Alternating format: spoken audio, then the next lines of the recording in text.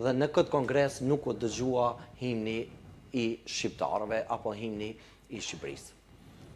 E para, në thënë, ato që akuzojnë, nëse i marim kongreset e tyre, nuk ka himën kombëtar.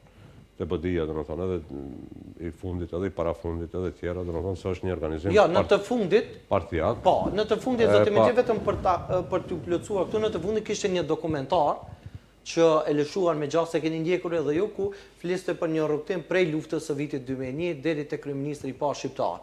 Në atë parafundit në vitin 2019 keni qenë edhe ju aty prezent, madje kur mora dhe pash pamjet kishit qenë ulur afër zotit Xhaferi. Për atë edhe informatet janë verifikuar, domethënë, e para ato që akuzojnë nuk kanë drejt morale, se nuk ka pas as të ata.